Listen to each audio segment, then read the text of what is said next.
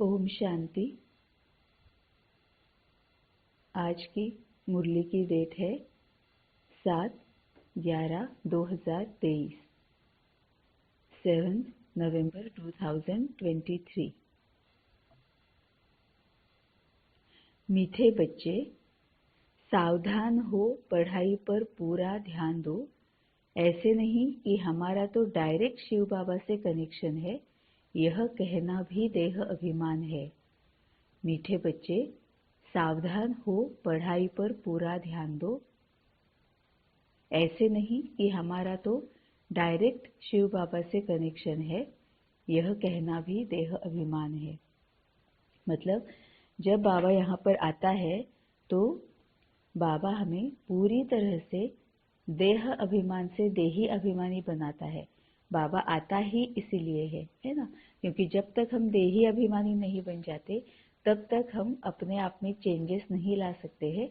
जैसे बाबा हमेशा कहता है कि तुम किसी की भी पूरे जन्म बाय जन्म एक बार द्वापर में आने के बाद तुम किसी की भी कितनी भी सुन लो, तुम कुछ भी कर लो, लेकिन जब तक मैं नहीं आता हूँ तब तक तुम सीढ़ियाँ उतरते ही आते हो, है ना। क्योंकि होता ये है कि हम कुछ भी कितनी भी अच्छी बातें सुने, कुछ भी करें, तो भी जो आत्मा में जो विकार है, कमियां है, कमजोरियां है, अवगुण है, वो जब तक हम यूज करना नहीं छोड़ देते, हम जब तक वो खत्म नहीं कर देते, तब तक हमें चेंज आ नहीं सकता है।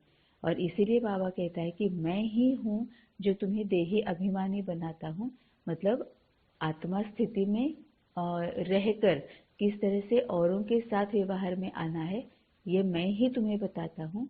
इसलिए सावधान हो, पढ़ाई पर पूरा ध्यान दो। ऐसे नहीं कि हमारा तो डायरेक्ट शिव बाबा से कनेक्शन है, क्योंकि जब हम ये कहते हैं कि हमारा तो डायरेक्ट शिव बाबा से कनेक्शन है, कई सारी बातें उसमें हो सकती है।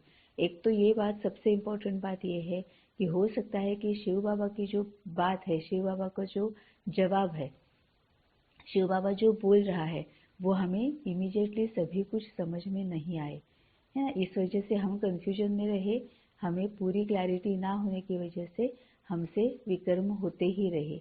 दूसरी बात ये भी होती है कि जितने हम ज्यादा आत्माओं को सुनेंगे उतनी ज्यादा क्लैरिटी हमें होती जाएगी। हर एक के स्वभाव संस्कार अलग है, हर एक की सोचने का तरीका अलग है ना। तो जितनी बातें, जितने आत्माओं के जो अनुभव है वो हम सुनेंगे, उसके आधार पर हमें भी आसान हो जाएगा कि हमें अपने लिए अपनी जिंदगी में क्या फॉलो करना है ना। तो ये भी हमारे लिए बहुत इम्पोर्टेंट रहता है।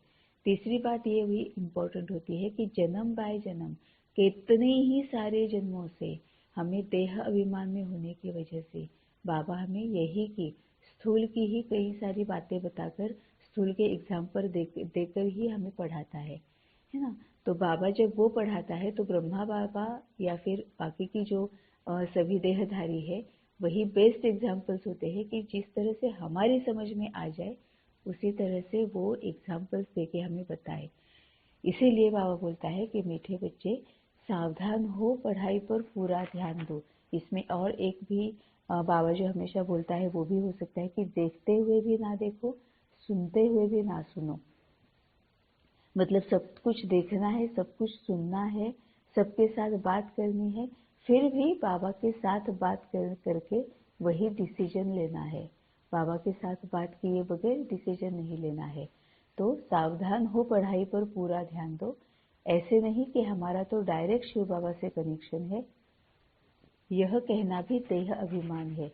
क्योंकि जो बाबा हमें चेंजेस लाना चाहता है ना, वो होता है कि रिस्पेक्ट देना, रिगार्ड देना। तो बाबा कहता है कि जो भी तुम्हें कुछ भी कह रहा है उसकी रिस्पेक्ट देना भी बहुत जरूरी है, क्योंकि ये फिर हमें ही गुण बढ़ता जाता है। हर एक को रिस्पेक्ट देने का गुण जो है वो इस तरह से ही हमें बढ़ता जाता है। इसीलिए ऐसे नहीं कि हमारा तो डायरेक्ट शिव बाबा से कनेक्शन है, यह कहना भी देह अभिमान है। प्रश्न है, भारत अविनाशी तीर्थ स्थान है, कैसे? भारत अविनाशी तीर्थ स्थान है, कैसे? उत्तर है, भारत बाप का बर्थ प्लेस होने के कारण अविनाशी खंड है। इस अविनाशी खंड में सतयुग और त्रेता युग में चैतन्य देवी देवता राज्य करते हैं। उस समय के भारत को शिवालय कहा जाता है। फिर भक्ति मार्ग में जड़ प्रतिमाएं बनाकर पूजा करते हैं। शिवालय भी अनेक बनाते हैं, तो उस समय भी तीर्थ है, इसीलिए भारत को अविनाशी तीर्थ कह सकते हैं। भारत अविनाशी तीर्थ स्थान है कैसे? बाबा ने पूरी तरह से क्लियर कर दिया है कि बाबा भारत की बात करता है। भारत मतलब एक तो ये है कि स्थूल में अगर देखें तो भारत देश, और बाबा जो बात करता है वो भारत खंड की करता है। लेकिन यहाँ पर बाबा भी भारत देश जो है, स्थूल में जो भारत है उसकी बात कर रहा है। तो भारत बाप का बर्थ प्लेस होने के कारण अविनाशी खंड है ना। और दूसरा, अगर हम साइंटिफिकली भी देखें तो भी बाकी के जो खंड है, अमेरिका, ऑस्ट्रेलिया, यूरोप, ये जो बाकी के जो खंड है वो अभी अभी वो खोजे गए हैं। तब तक किसी को पता नहीं थे, वो अभी खोजे गए हैं, है ना। इसीलिए बाबा कहता है कि भारत बाप का बर्थ प्लेस होने के कारण अविनाशी खंड है। इस अविनाशी खंड में सतयुग और त्रेता युग में चैतन्य देवी देवता राज्य करते हैं। अब ये जो है वो बाबा अविनाशी खंड भारत के पहले बाबा स्थूल की बात कर रहे हैं, उसके बाद बाबा बेहद की बात कर रहे हैं। पहले हद की बात कर रहे हैं, फिर बेहद की बात कर रहे हैं, है ना। सतयुग और त्रेता युग में जो भी यहाँ पर भारत होगा वो कैसे होगा? पूरी जमीन जहाँ जहाँ तक एक दूसरे को मिलती है ना, वो पूरा भारत खंड होगा। ये बाबा भी बेहद की बात करता है। और जब यहाँ पर सतयुग और त्रेता युग है, उस वक्त हम सभी 16 कला और 14 कला आत्माएं होती है। कोई भी विकारी आत्मा नहीं है, पतित आत्मा नहीं है ना। इसीलिए उसको शिवालय कहा जाता है। फिर भक्ति मार्ग में जड़ प्रतिमाएं बनाकर पूजा करते हैं। मतलब जैसे भक्ति मार्ग शुरू होता है, मतलब जैसे हम द्वापर में आते हैं, मतलब जैसे ही हर एक आत्मा का द्वापर में आने का अपना अपना समय होता है ना। क्योंकि जैसे ही मैं आत्मा जब से विकारों को यूज करना शुरू करूंगी, विकार में आती हूँ, तब से मेरा द्वापर शुरू हो जाता है ना। तो हर एक आत्मा का द्वापर में आने का समय अलग अलग होता है। तो बाबा यहाँ पर बोलता है कि फिर भक्ति मार्ग में मतलब जैसे ही आत्माएं द्वापर में आती है, जड़ प्रतिमाएं बनाकर पूजा करते हैं, क्योंकि फिर भगवान को याद करते हैं।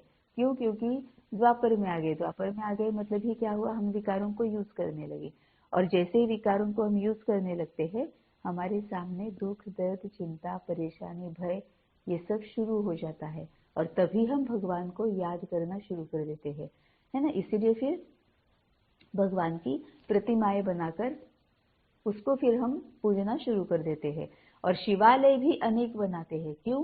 क्योंकि सबसे पहले भक्ति मार्ग में भी अव्यभिचारी भक्ति होती थी, सिर्फ शिव को ही पूजा जाता था।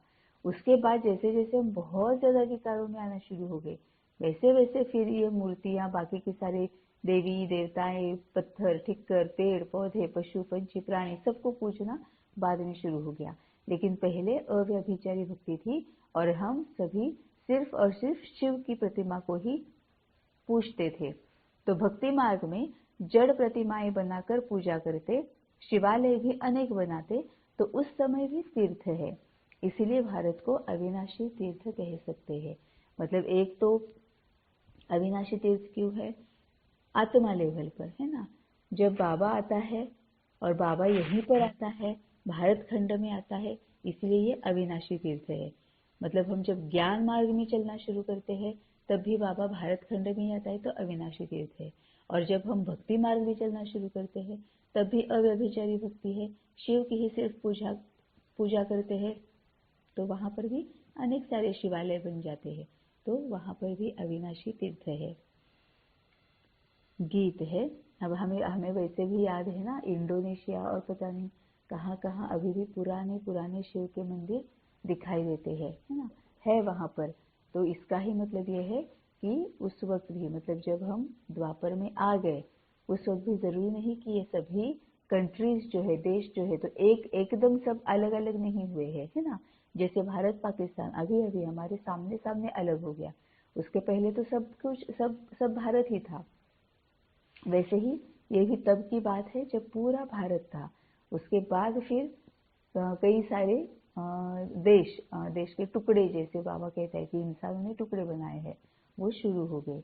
इसीलिए फिर उस समय भी तीर्थ है और इसीलिए भारत को अविनाशी तीर्थ कह सकते हैं। गीत है, रात के राही थक मत जाना। ओम शांति। यह कौन सावधानी दे रहे हैं कि थक मत जाना ओ रात के राही? यह शिव बाबा कहते हैं। कई बच्चे ऐसे भी हैं जो समझते हैं कि हमारा तो शिव बाबा ही है, उनसे हमारा कनेक्शन है, परंतु वह भी सुनाएंगे तो जरूर ब्रह्मा मुख से ही ना। परंतु वह भी सुनाएंगे तो जरूर ब्रह्मा मुख से ना, मतलब शिव बाबा सुनाएगा कैसे? ब्रह्मा मुख से ही सुनाएगा। कई समझते हैं शिव बाबा हमको डायरेक्ट प्रेरणा करते हैं, परंतु यह समझना रॉन्ग है। शिव बाबा शिक्षा तो जरूर ब्रह्मा द्वारा ही देंगे। तुमको समझा रहे हैं कि बच्चे थक मत जाना। भल तुम्हारा शिव बाबा से कनेक्शन है। शिव बाबा भी कहते हैं मन मना भव, ब्रह्मा भी कहते हैं मन मना भव, तो ब्रह्मा कुमार कुमारियां भी कहती है मन मना भव, परंतु सावधानी देने लिए तो मुख चाहिए ना। अब ये क्यों ऐसे बाबा यहाँ पर बोल रहा है? क्योंकि ये साकार मुरली है। जब हम मुरली पढ़ रहे होते हैं तो मुरली पढ़ते हुए वो साकार है या अव्यक्त है, इसको ध्यान में रखकर पढ़ना भी बहुत जरूरी है ना। तो ये साकार मुरली है, इसीलिए बाबा कहता है परंतु सावधानी देने के लिए तो मुख चाहिए ना। अब साकार और अव्यक्त में क्या फर्क है?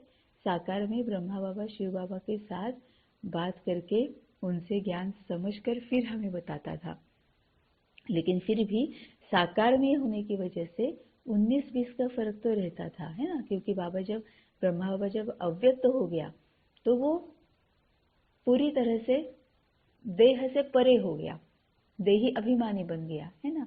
लेकिन जब तक साकार में था तो 19-20 थोड़ा सा तो देहाभिमान रहता होगा। इसीलिए बाबा कहता है कि कई बच्चे कहीं समझते हैं हमारा तो उनसे कनेक्शन है, परंतु डायरेक्शन तो ब्रह्मा द्वारा ही देंगे ना। अगर डायरेक्शन आदि डायरेक्ट मिलते रहे तो फिर उनको यहाँ आने की दरकार ही क्या है? ऐसे ऐसे बच्चे भी हैं जिनको यह ख्यालात आते हैं शिव बाबा ब्रह्मा द्वारा कहते हैं तो हमारे द्वारा भी कह सकते हैं, है ना। तो बाबा ये समझाने की यहाँ पर कोशिश कर रहा है कि आखिर में बाबा ब्रह्मा के तन को ही आधार बनाकर हम तक ज्ञान पहुंचाएंगे। लेकिन ये कब तक? जब तक ब्रह्मा बाबा साकार थे, है ना। उसके बाद फिर धीरे धीरे इसमें भी परिवर्तन आना शुरू हो गया और अब बाबा डायरेक्ट एक तो मुरली से और फिर डायरेक्ट हर एक आत्मा के साथ कनेक्टेड रहकर हर एक आत्मा को क्लैरिटी दे रहे हैं, है ना। तो अगर डायरेक्शन आदि डायरेक्ट मिलते रहे तो फिर उनको यहाँ आने की दरकार ही क्या है? ऐसे ऐसे बच्चे भी हैं जिनको यह ख्यालात आते हैं शिव बाबा ब्रह्मा द्वारा कहते हैं तो हमारे द्वारा भी कह सकते हैं, लेकिन ब्रह्मा बिना तो कनेक्शन हो नहीं सकता। बाबा हमेशा मुरली में कहता है कि एक ब्रह्मा का ही तन है जो मैं यूज करता हूँ। बाबा यहाँ पर बाबा तन की बात करता है कि एक ब्रह्मा के तन को ही मैं यूज करता हूँ, किसी भी और के तन को मैं यूज नहीं करता हूँ। तो लेकिन ब्रह्मा बिना तो कनेक्शन हो नहीं सकता। कई ब्रह्मा व ब्रह्मा कुमार कुमारियों से रूठते हैं तो ऐसे कहने लग पड़ते हैं, हाँ योग तो शिव बाबा से रखना ही है। बाप को बच्चों को शिक्षा सावधानी देने लिए कहना भी पड़े, बाप को बच्चों को शिक्षा सावधानी देने लिए कहना भी पड़े। बाप समझाते हैं तुम टाइम पर क्लास में नहीं आते हो। किसने कहा? शिव बाबा और ब्रह्मा दादा दोनों ने कहा, दोनों का शरीर एक है। तो कहते हैं सावधान होकर पढ़ाई पर पूरा अटेंशन दो। ऊंचते ऊंच बाप पढ़ाते हैं। मतलब बाबा यहाँ पर ये बोलना चाह रहा है कि कभी कभी बच्चों को कड़क भाषा में समझानी दी जाती है, देनी पड़ती है ना। बच्चे कुछ गलत करते हैं, रॉन्ग करते हैं, पढ़ाई पर अटेंशन नहीं देते हैं, तो फिर साकार में ब्रह्मा बाबा के थ्रू शिव बाबा ही कड़क समझाने देता था। लेकिन सभी बच्चे समझते थे कि ब्रह्मा बाबा ही कड़क समझाने दे रहा है ना, ब्रह्मा बाबा ही कड़क बातों में बोल रहा है। ऐसे बाकी के जो बच्चे समझते थे वो फिर क्या होता है, उनसे रूठ जाते हैं। इसीलिए बाबा बोल रहा है कि ऐसे मत करो कि तुम्हें ब्रह्मा बाबा समझाने दे रहा है या और कोई ब्रह्मा कुमार कुमारियां तुम्हें समझा रही है, तुम्हें शिव बाबा ही समझा रहा है। अभी समझ में आ गया कि बाबा का पूरा कहने का मतलब क्या है, कि इस तरह से समझकर कि सिर्फ शिव बाबा से ही हमारी कनेक्शन है, ये समझकर तुम सभी से फारकत मत लो, क्योंकि अगर तुम फारकत लोगे तो तुम ही अपना घाटा कर लोगे, है ना। क्योंकि तुम्हें अभी भी पूरी तरह से देही अभिमानी ना बनने की वजह से हमें देहधारियों का आधार या फिर देहधारियों को समझना ही पड़ेगा, है ना। इसीलिए बाबा बोल रहा है कि ये तो सिर्फ शिव बाबा से कनेक्शन है, इस तरह से सोचकर ब्रह्मा बाबा या फिर और किसी भी देहधारी से किनारा करके अपने आप का घाटा मत करो। तो शिव बाबा और ब्रह्मा दादा दोनों ने कहा दोनों का शरीर एक है, तो कहते हैं सावधान होकर पढ़ाई पर पूरा अटेंशन दो। ऊंचते ऊंच बाप पढ़ाते हैं, पहले पहले महिमा ही शिव बाबा की करनी है। उनकी महिमा बड़ी भारी है, बेअंत महिमा है। उनकी महिमा के बहुत अच्छे अच्छे अक्षर है, परंतु बच्चे कभी कभी भूल जाते हैं। विचार सागर मंथन कर शिव बाबा की पूरी महिमा लिखनी चाहिए। न्यू मैन किसको कहे? यूं तो heavenly new man Shri Krishna है, परंतु इस समय ब्राह्मणों की चोटी गाई हुई है। बच्चों को रचा जाता है तो शिक्षा दी जाती है। अगर लक्ष्मी नारायण को न्यू मैन कहे तो उनको शिक्षा देने की दरकार नहीं है। तो अब न्यू मैन कौन? यह बड़ी समझने और समझाने की बातें हैं। मतलब यहाँ बाबा क्लियर कर रहा है कि लक्ष्मी नारायण को न्यू मैन नहीं कह सकते हैं, ब्राह्मण जो है उनको कह सकते हैं। क्यों? क्योंकि वहां से ही परिवर्तन शुरू होता है, वहां से ही कलयुग खत्म होकर सतयुग होना शुरू होता है। क्यों? क्योंकि ब्राह्मण को ही ज्ञान दिया जाता है, लक्ष्मी नारायण को ज्ञान नहीं दिया जाता है ना। लक्ष्मी नारायण तो उनके पहले की स्टेज में ब्राह्मण बनकर ज्ञान लेकर अपने आप को चेंज करके फिर लक्ष्मी नारायण बन गए हैं। तो न्यू मैन ब्राह्मण को ही कहा जाता है। तो अब न्यू मैन कौन? यह बड़ी समझने और समझाने की बात है। वह बाप है सर्वशक्तिमान, वर्ल्ड ऑलमाइटी। यह वर्ल्ड ऑलमाइटी अक्षर बाबा की महिमा में लिखना भूल जाते हैं। भारत की भी महिमा की जाती है कि भारत अविनाशी तीर्थ है। कैसे? तीर्थ तो भक्ति मार्ग में होते हैं, तो इनको अविनाशी तीर्थ कैसे कह सकते हैं? अविनाशी तीर्थ कैसे है? सतयुग में हम इनको तीर्थ कह सकते हैं। अगर हम इनको अविनाशी तीर्थ लिखते हैं तो कैसे? क्लियर कर समझाया जाए कि हाँ, सतयुग त्रेता में भी यह तीर्थ है, द्वापर कलयुग में भी तीर्थ है। अविनाशी कहते हैं तो चारों युगों में सिद्ध कर बताना पड़े। तीर्थ आदि तो होते हैं द्वापर से, फिर हम लिख सकते हैं भारत अविनाशी तीर्थ है। सतयुग त्रेता में भी तीर्थ है, जहाँ चैतन्य देवी देवता रहते हैं। जहाँ ये सतयुग त्रेता में क्यों तीर्थ है? क्योंकि यहाँ चैतन्य देवी देवताएं रहते हैं। अब हम तीर्थ किसको बोलते हैं?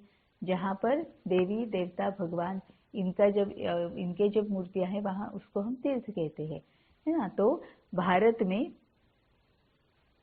देवी देवताएं, सतयुग त्रेता में भी यह तीर्थ है, द्वापर कलयुग में भी तीर्थ है। अविनाशी कहते हैं तो चारों युगों में सिद्ध कर बताना पड़े, है ना। तो अविनाशी मतलब ये निरंतर चलने वाला है, निरंतर चलने वाला है। अब यहाँ पर यह भी क्लैरिटी हो जाती है कि बाबा जब कहता है कि मैं तुम्हें अविनाशी ज्ञान धन देता हूँ, है ना, ये बाबा क्यों कहता है? या फिर बाबा जो बोलता है कि तुम्हें अविनाशी ये जो गुण और शक्तियां जो है, ज्ञान जो है वो मिलता है। इसका ही मतलब हम अपने आप में ये ज्ञान जितना भर ले, जितने उसको अपना नेचुरल नेचर बना ले, वो अविनाशी चल सकता है, मतलब चारों युगों में चल सकता है।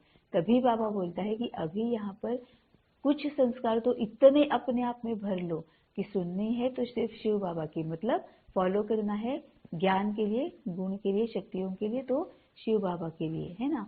और अगर पुरुषार्थ में फॉलो करना है तो ब्रह्मा बाबा के लिए।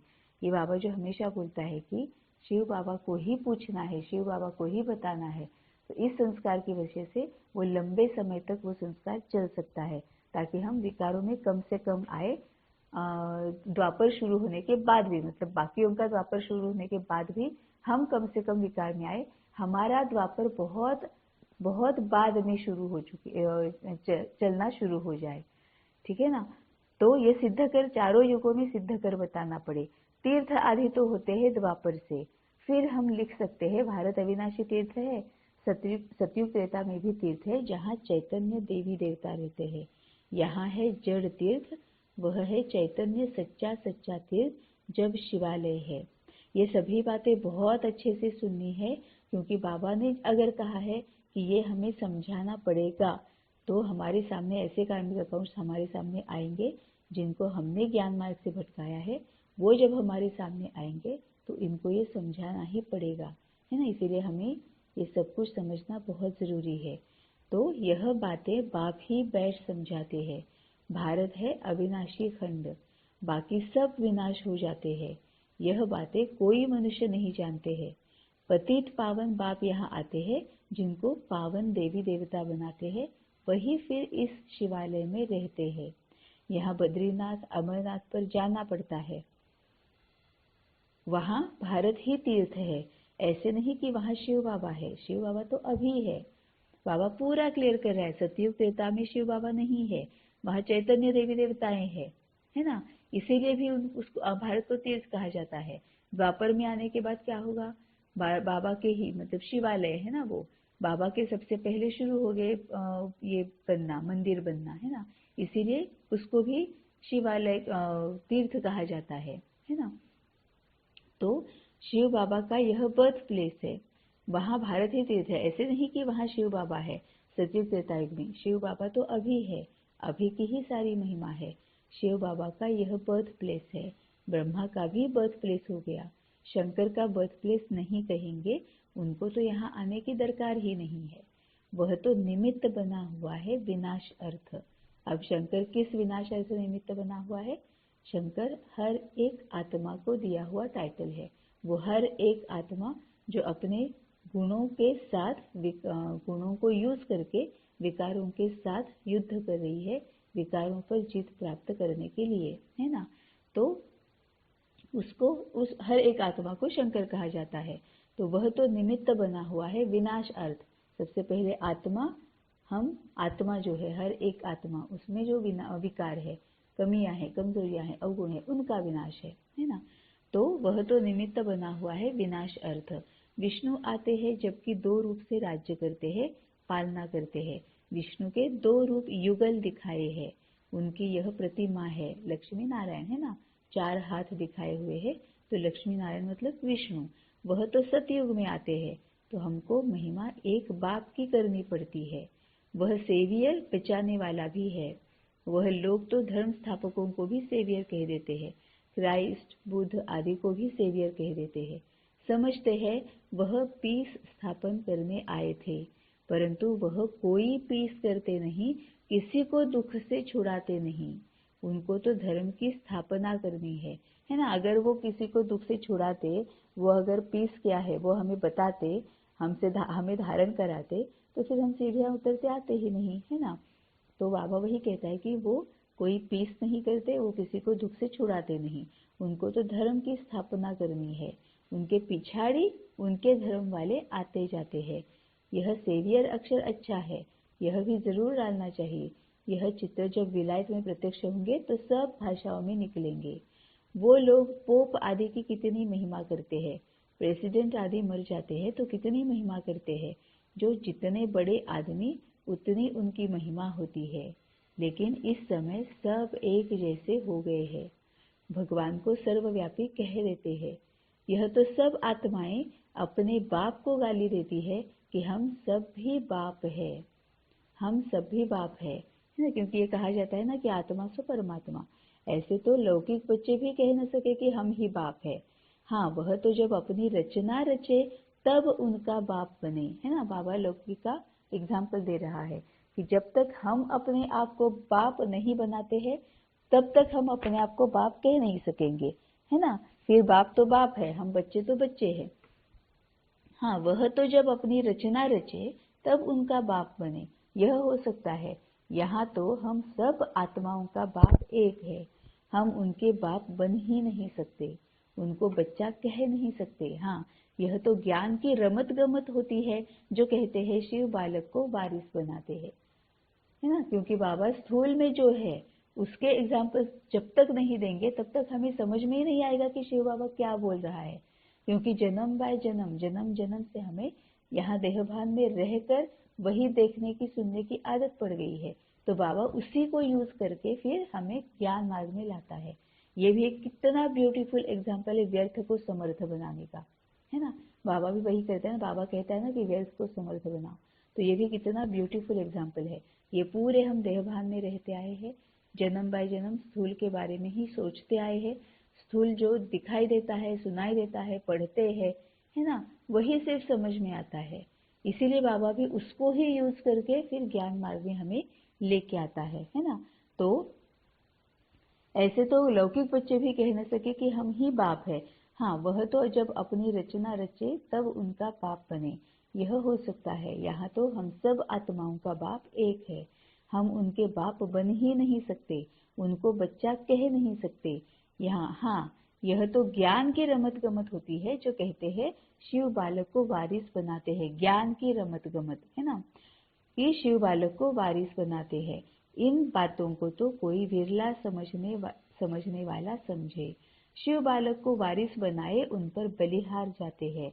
अभी बाबा वारिस बनाकर क्यों कहता, बनाने के लिए क्यों कहता है? क्योंकि स्थूल में हमें आदत है कि जो भी हमारा वारिस है उसको हम सब कुछ दे देते हैं।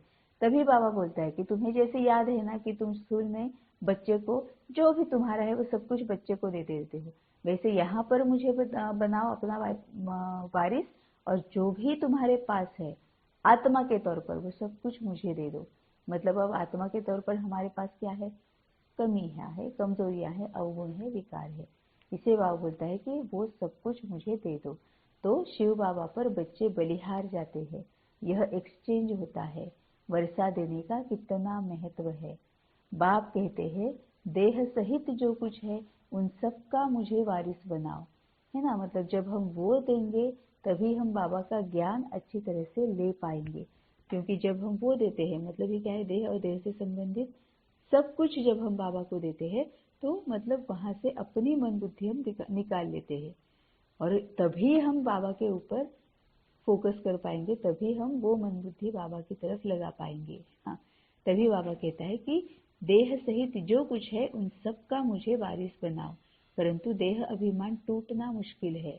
अपने को आत्मा निश्चय कर बाप को याद करे तब देह अभिमान टूटे। देही अभिमानी बनना बड़ी मेहनत है। हम आत्मा अविनाशी है, हम अपने को शरीर समझ बैठे हैं। अब फिर अपने को आत्मा समझना, इसमें है मेहनत। बड़े ते बड़ी बीमारी है देह अभिमान की। अपने को आत्मा समझ, जो परमपिता परमात्मा को याद नहीं करते तो विकर्म नहीं कटते। बाप समझाते हैं, है ना, क्योंकि यहाँ पर बाबा ने कई बार बोला है कि बाबा के साथ डिस्कनेक्ट हो गए तो तुम देह भान में आ गए। देह भान में आ जाते हैं तो सभी विकारों को यूज करना शुरू हो जाएंगे। विकारों को यूज करेंगे, विकर्म ही होगा। विकर्म होगा तो शुरू हो गया फिर से दुख, दर्द, चिंता, परेशानी, भय, अशांति, असंतुष्टता, है ना, ये सब शुरू हो गया। इसीलिए बाबा कहता है कि अपने को आत्मा समझ, जो परमपिता परमात्मा को याद नहीं करते तो विकर्म नहीं कटते। बाप समझाते हैं अच्छी रीति पढ़ेंगे लिखेंगे तो होंगे नवाब। श्रीमत पर चलना चाहिए, नहीं तो श्री श्री की दिल पर चढ़ना भी असंभव है। अब श्री श्री की दिल पर चढ़ना मतलब क्या होता है? वैसे तो हर एक आत्मा बाबा के दिल में ही है, हर एक आत्मा बाबा के दिल पर ही है।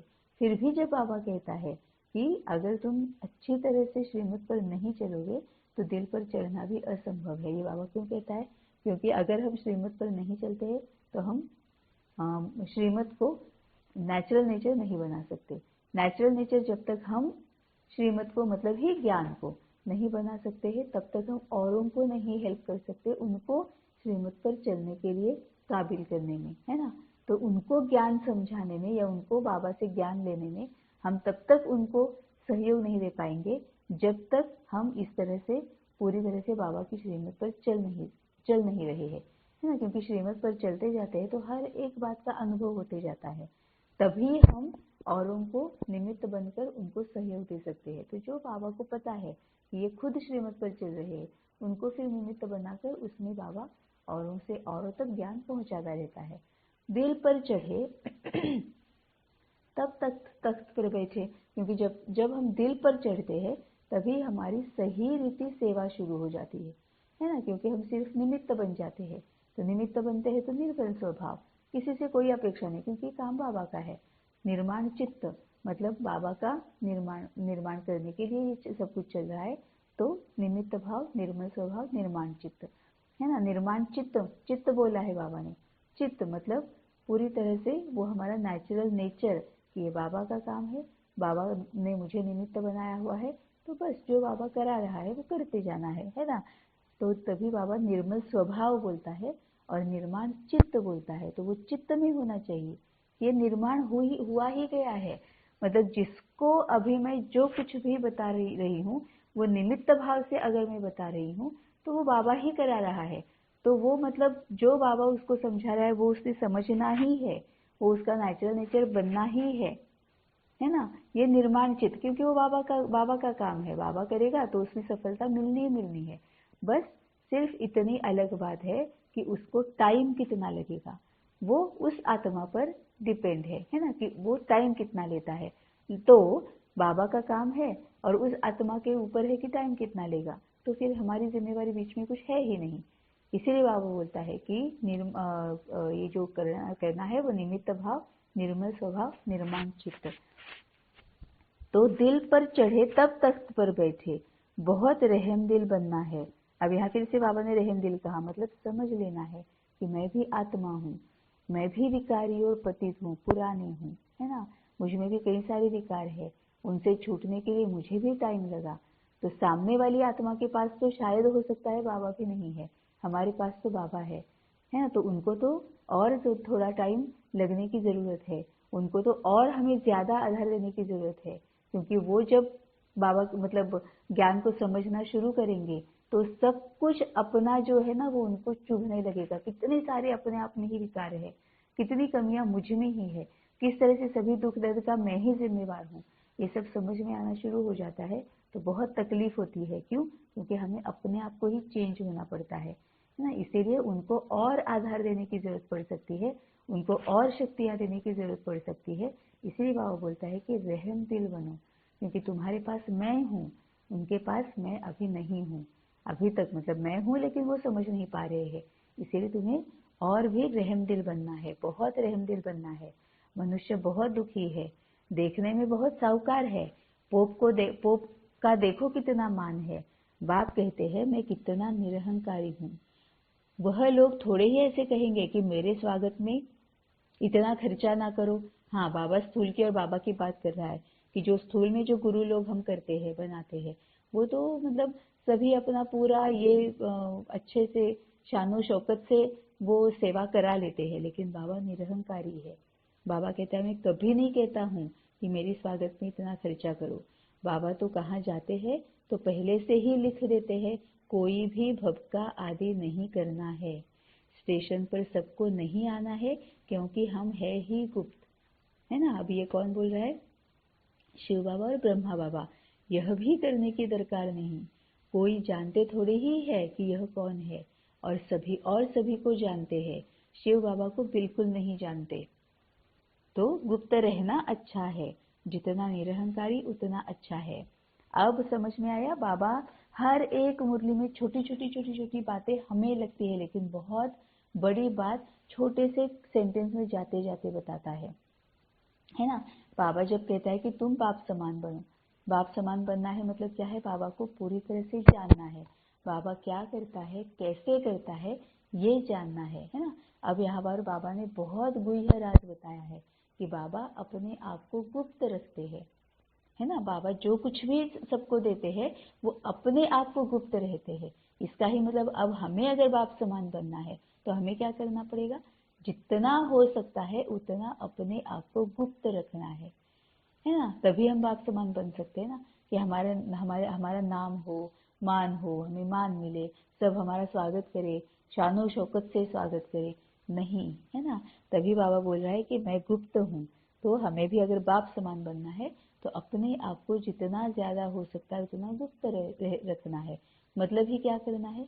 मनसा सेवा ज्यादा से ज्यादा करनी है। मनसा सेवा में ही हम गुप्त रह सकते हैं ना। सामने वाले को पता ही नहीं है कि कौन मुझे समझा रहा है, क्यों ये सब बातें मेरी समझ में इतनी आसानी से अचानक से आना शुरू हो चुकी है, क्योंकि ये होता ही है, लेकिन उनको ये पता भी नहीं है। क्यों? क्योंकि हम गुप्त रीति से काम कर रहे हैं, हम मनसा सेवा कर रहे हैं, तो हमें भी पता नहीं है कि ये कहाँ तक जा रहा है, किसके तक पहुंच रहा है ना, किसको ये फिर एक ये मिल रही है, वो हमें भी समझ में नहीं आता है। तो बाबा जब कहता है कि शिव बाबा को बाकी बिल्कुल नहीं जानते, तो गुप्त रहना अच्छा है, जितना निरहंकारी उतना अच्छा है। क्योंकि हम जब गुप्त रहकर जब सेवा करते हैं, तो मतलब हमें ये भी अपेक्षा नहीं है कि कोई मुझे देखे, किसी को पता चले कि इसको हेल्प मैं कर रहा हूँ, तो हम उतना निरहंकारी बन जाते हैं ना। तो जितना निरहंकारी उतना अच्छा है। तुम्हारा नॉलेज ही है चुप रहने की, तुम्हारी नॉलेज ही है चुप रहने की। बाप की बैठ महिमा करनी है, उनसे ही समझ जाएंगे बाप पतित पावन सर्वशक्तिमान है, बाप से ही वर्षा मिलता है ना। मतलब हम जब मनसा सेवा करेंगे तभी सबको और पावरफुली समझ में आएगा, तभी हम उनको और फोर्सफुली ये उनमें डाल सकते हैं। यह बच्चों के सिवाय और कोई कह न सके। तुम कहेंगे शिव बाबा से हमको नई दुनिया का वर्षा मिल रहा है, चित्र भी है, इन देवताओं जैसा हम बनते हैं। शिव बाबा हमको ब्रह्मा द्वारा वर्षा दे रहे हैं, इसीलिए शिव बाबा की महिमा करते हैं। एम ऑब्जेक्ट कितना क्लियर है, देने वाला वह है, ब्रह्मा द्वारा सिखलाते हैं, चित्रों पर समझाना है। बाबा ने स्टेप बाय स्टेप बता दिया, देने वाला वह है, ब्रह्मा द्वारा सिखलाते हैं, चित्रों पर समझाना है।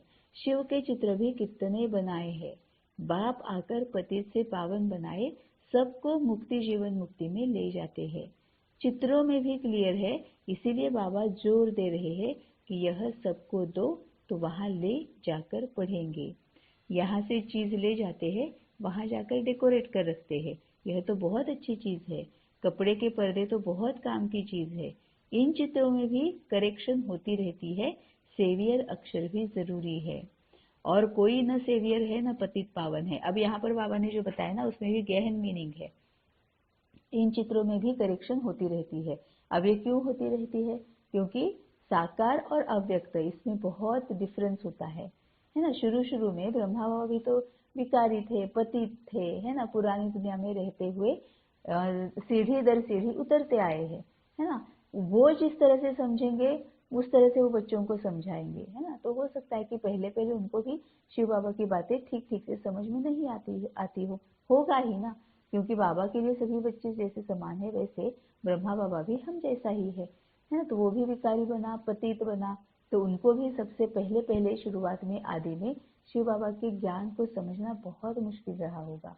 तो वो अपने हिसाब से समझते थे और हम तक पहुंचाते थे, है ना। इसीलिए फिर बाबा कहता है कि इन चित्रों में भी करेक्शन होती रहती है। मतलब इसमें एक बहुत ज्ञान की पॉइंट क्या दी है कि परिवर्तन होते रहता है, हमें भी परिवर्तन करते रहना चाहिए।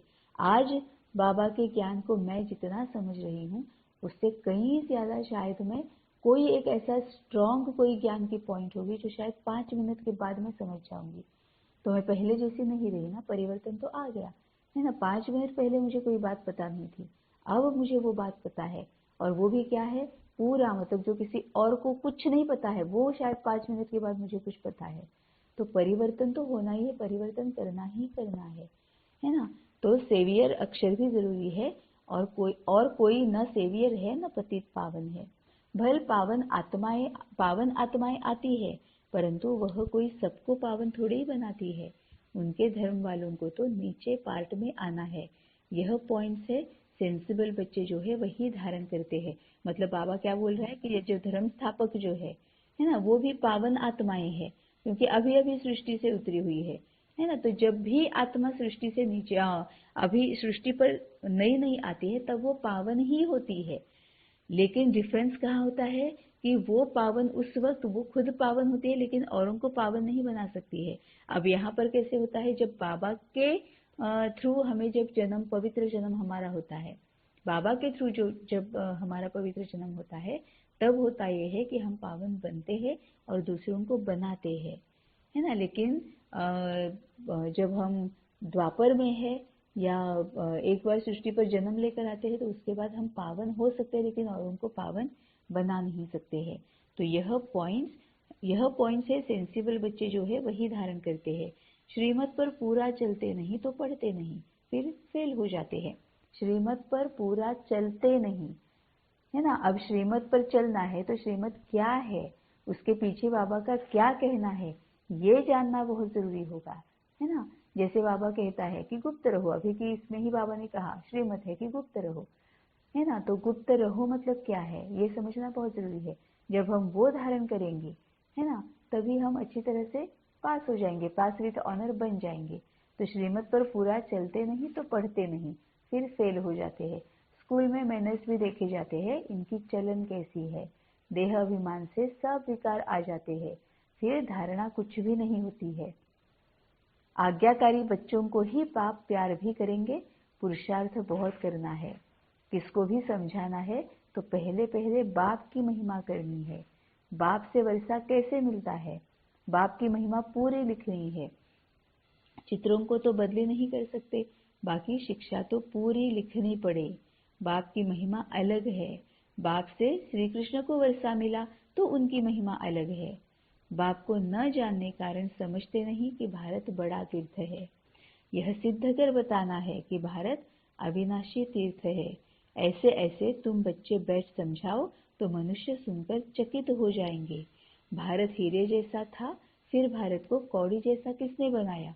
इसमें समझाने, विचार सागर मंथन करने की बड़ी दरकार है, क्योंकि जब तक हम समझेंगे नहीं, विचार सागर मंथन नहीं करेंगे, तब तक औरों को समझा नहीं पाएंगे। और बाबा अगर कह रहा है कि तुम्हें औरों को भी समझाना है तो पक्का हमें औरों को समझाना है। और बाबा अगर कह रहा है कि तुम जब तक खुद नहीं समझोगे औरों को समझा नहीं पाओगे, तो ये भी सही बात है। पहले हमें समझना पड़ेगा, अनुभवी मूर्त होना पड़ेगा, तभी हम औरों को सही रीति से समझा सकते हैं। तो इसमें समझाने, विचार सागर मंथन करने की बड़ी दरकार है। बाबा तो झट बतलाते हैं, इसमें यह करेक्शन होनी चाहिए। बच्चे बतलाते नहीं है, बाबा करेक्शन तो चाहते हैं। एक इंजीनियर था, वह मशीन की खराबी को समझ न सका, तो दूसरा असिस्टेंट इंजीनियर था, उसने बैठ बताया इसमें यह करने से यह ठीक हो जाएगा, और सचमुच वह मशीन ठीक हो गई।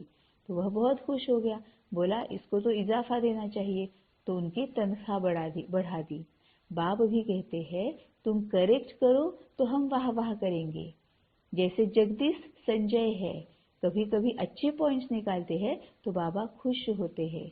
बच्चों को सर्विस का शौक चाहिए। मतलब ऊपर बाबा ने ये इंजीनियर का एग्जाम्पल दिया कि इंजीनियर को खुद को पता नहीं था, लेकिन उसका जो असिस्टेंट है उसको पता था, है ना। तो जब असिस्टेंट ने वो काम कर दिया तो इंजीनियर खुश हो गया और उसको मुनाफा दे दिया।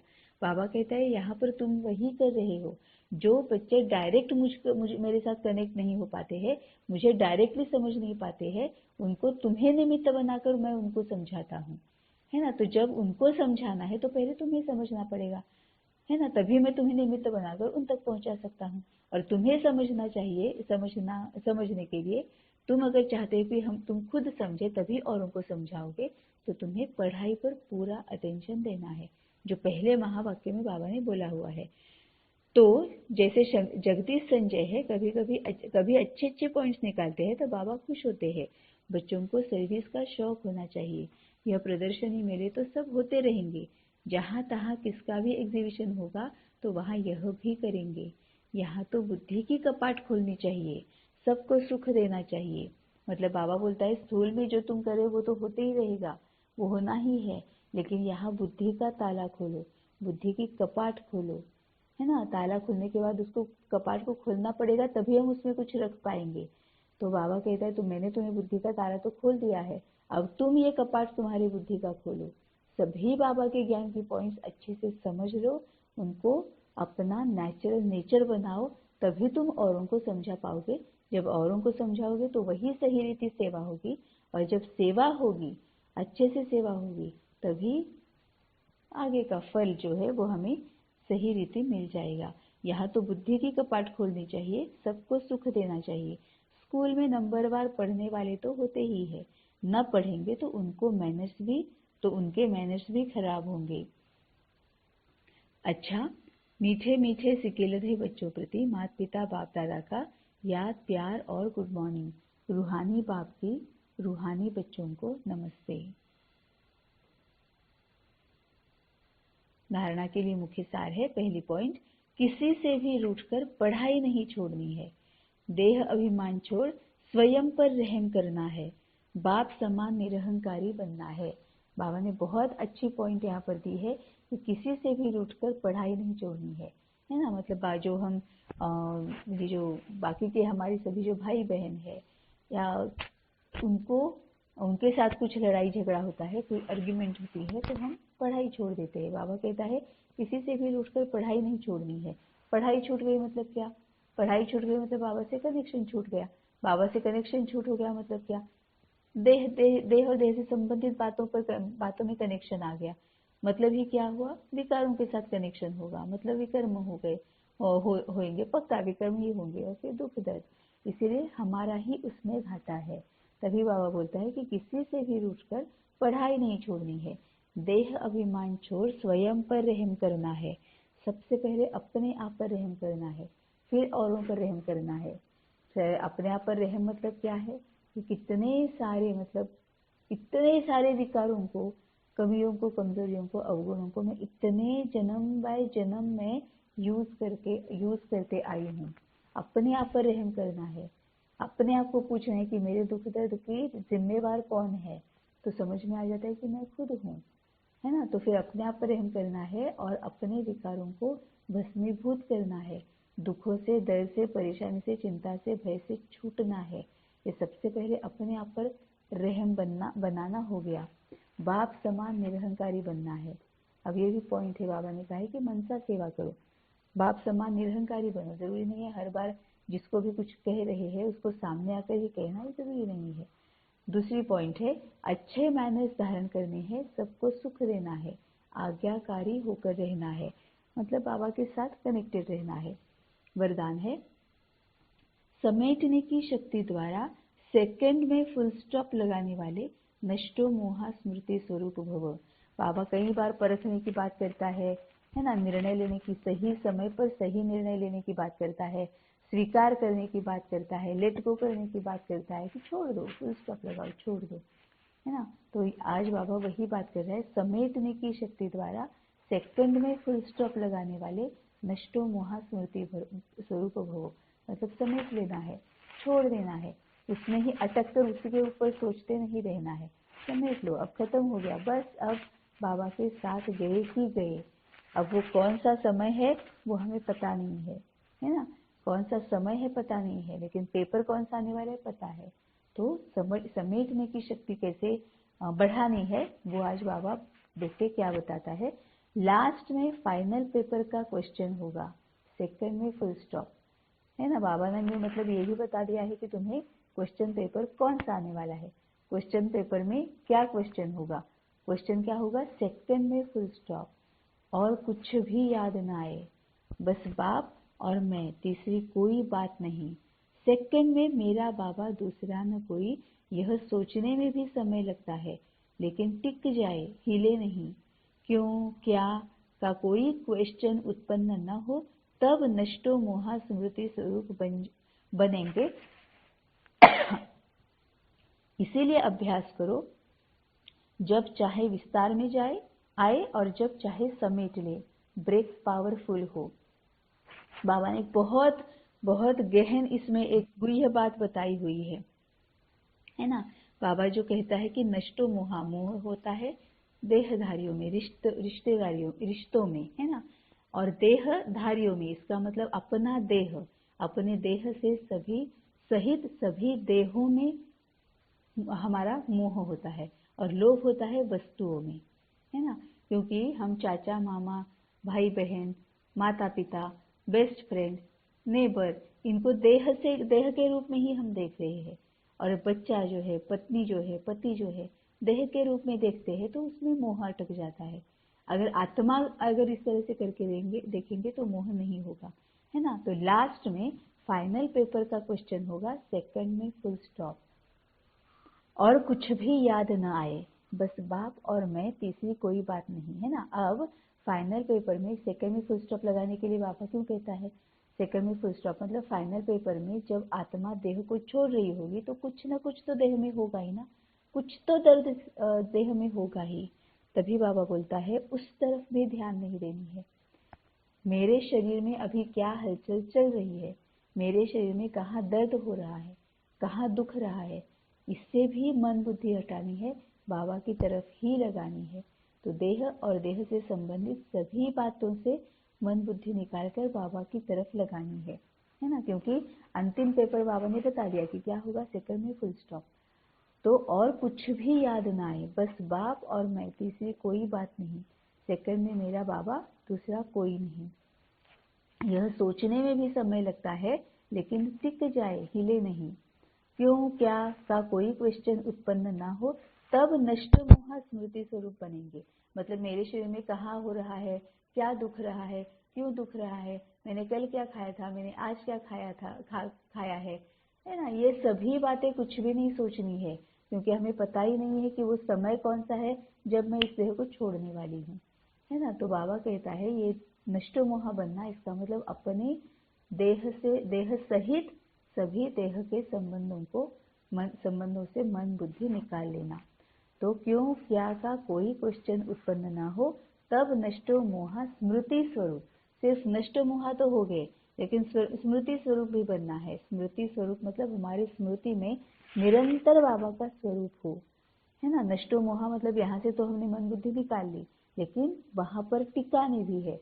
कई बार मुरली में बाबा कहता है कि बाबा, बच्चे बोलते हैं कि हमने आज कुछ गलत नहीं किया, बाबा कहता है बहुत अच्छी बात है, बहुत अच्छी बात है, लेकिन सिर्फ गलत नहीं किया ये कहने भर से कुछ नहीं होगा। तुम्हें गलत नहीं करना है वो तो ठीक है, लेकिन तुमने कुछ श्रेष्ठ किया या नहीं किया, इसके ऊपर ध्यान दो। आज मैंने गलत कुछ नहीं किया, लेकिन क्या आज कोई श्रेष्ठ कर्म मुझसे हुआ या नहीं हुआ, ये हमें आगे बढ़ाने में और मदद करती है ना। क्योंकि जब हम गलती कोई नहीं करते हैं, इसका मतलब हमने ज्यादा के कार्मिक अकाउंट्स कुछ हमने क्रिएट नहीं किए हैं, है ना। तो वो एक बात होती है, लेकिन श्रेष्ठ कर्म हम जब करते हैं तो वो सेवा में आ जाता है, वही हमें और ज्यादा आगे बढ़ने के लिए पुश करता है ना। तो क्यों क्या का कोई भी क्वेश्चन उत्पन्न ना हो, तब नष्ट मोह स्मृति स्वरूप। मतलब मोह से निकलना भी है और बाबा की स्मृति स्वरूप बन जाना है। स्मृति का स्वरूप, बाबा जो सामने दिखाई देता है वैसे हमारा स्वरूप हो, मतलब बाप समान बन जाना है। इसीलिए अभ्यास करो, जब चाहे विस्तार में आए और जब चाहे समेट ले। ब्रेक पावरफुल हो, है ना। जब चाहे विस्तार में आए, क्योंकि जब तक हम विस्तार में नहीं आएंगे, मनन चिंतन नहीं करेंगे, विचार सागर मंथन नहीं करेंगे और उनको भी विस्तार से समझाएंगे नहीं, तब तक उनके समझ में आएगा नहीं, है ना। हमारा भी तो यही होता है ना, विस्तार में जब हम अच्छी तरह से खोल कर देखते हैं तभी बातें समझ में आ जाती है। ये जन्म बाय जन्म हमारी पड़ी हुई आदत है, वही औरों को भी है, औरों की भी है ना। इसलिए बाबा कहता है कि समझाना बहुत अच्छे से है, लेकिन समेट भी लेना है ना। अब समेट लेना है मतलब क्या है, बाबा का जो ज्ञान है वो अच्छी तरह से समझाओ कि बाबा क्या बोलता है, बाबा का ज्ञान क्या है। ज्ञान का क्या देता है बाबा, श्रीमत पर चलो। श्रीमत पर चलना है मतलब क्या है, ज्ञान को फॉलो करना है, मतलब क्या है, गुण और शक्तियों को फॉलो करनी है। अच्छे से बताओ कौन कौन सी शक्तियां हैं, कौन कौन से गुण है, उनको फॉलो करने की विधि क्या है, कैसे कैसे कैसे वो ज्ञान में बैठना कब शुरू हो जाएगा, है ना। ये सब कुछ विस्तार से बताना है, लेकिन उसका सार स्वरूप क्या है कि अल्टीमेटली जिम्मेवारी बाबा की है। विस्तार से बताओ और फिर फुल स्टॉप लगाओ। सेकंड में फुल स्टॉप लग जाना चाहिए कि बाबा ने निमित्त बनाकर जो कुछ भी बताना चाहा वो मुझे निमित्त बनाकर बता दिया है। अब वो समझ पाए नहीं समझ पाए है तो कितना समझ पाए, है ना। अगर नहीं समझे तो कब समझेंगे, हमारी कोई जिम्मेवारी नहीं है। यहाँ पर हमें एकदम समेट लेना है अपने आप को, ये जिम्मेवारी बाबा की है ना। मैं निमित्त भाव मैंने रखा तो बाबा ने यूज कर लिया, निर्मल स्वभाव होने की वजह से अब पूरी तरह से ये बाबा की जिम्मेवारी है। तो क्या क्यों का कोई क्वेश्चन उत्पन्न न हो, तब नष्ट मोह स्मृति स्वरूप बनेंगे। इसीलिए अभ्यास करो, जब चाहे विस्तार में आए और जब चाहे समेट ले। ब्रेक पावरफुल हो। स्लोगन है, जिस स्वमान का अभिमान नहीं है वही सदा निर्माण है। जिस स्वमान का अभिमान नहीं है, है ना। क्योंकि अब बाबा अभिमान भी मत रखो ये बोलता है। क्यों? क्योंकि अभिमान और अहंकार, इसके बीच में इतनी थीन लाइन होती है कि हमें भी पता नहीं चलता है कि कब अभिमान से हम अहंकार में चले गए। और अहंकार मतलब कमजोरी है। अहंकार में गए मतलब कमजोरी में गए तो विकर्म ही होनी है, तो दुख दर्द वापस सामने आना है। तभी बाबा बोलता है ना, हमेशा कहता है कि जैसे जैसे जैसे सीढ़ियाँ आगे बढ़ना शुरू हो जाएंगे उतना ज्यादा ध्यान रखना है ना। क्यों? क्योंकि चढ़े तो चाखे वैकुंठ रस, गिरे तो चकनाचूर। क्योंकि जैसे ही हम अगर थोड़ा सा भी गिर जाते हैं तो हम औरों के सामने हम अपने आप में गिल्ट पैदा करते हैं, एम्बेरसमेंट महसूस करते हैं कि अब मैं औरों को क्या मुंह दिखाऊं, है ना। इसीलिए बाबा कहता है कि जितना आगे आगे आगे चढ़ते जाओगे उतना सावधान रहना है, उतना होशियार रहना है ना। और अभिमान में नहीं रहना है, क्योंकि अभिमान से कब अहंकार में जाओगे तुम्हें भी पता नहीं चलेगा। इसीलिए बाबा के साथ जुड़े रहना है। अभिमान में कब जाएंगे?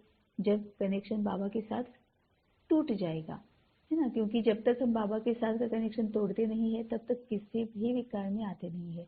तो अभिमान आया इसका मतलब बाबा के साथ कनेक्शन छूट गया। और अगर बाबा के साथ कनेक्शन छूट जाता है तो फिर हम सीढ़ी और उतरते जाते हैं। तो जिसे स्वमान का अभिमान नहीं है वही सदा निर्माण है। अभिमान होता है तो क्या होता है फिर? अभिमान की वजह से फिर इतना समझ में नहीं आता क्या? कितनी बार कहना पड़ेगा, देखो मैं कितनी जल्दी समझ गई या समझ गया, ना। ये पूरा अभिमान आ जाता है, अहंकार आ जाता है, तो सामने वाले की तरफ ना हम निमित्त भाव रख रहे, ना निर्माण चित्त बन रहे हैं, ना निर्मल स्वभाव रख रहे हैं, तो निर्माणता होगी भी नहीं, है ना। सामने वाला चेंज होगा भी नहीं। तो जिसे स्वमान का अभिमान नहीं है वही सदा निर्माण है। ओम शांति।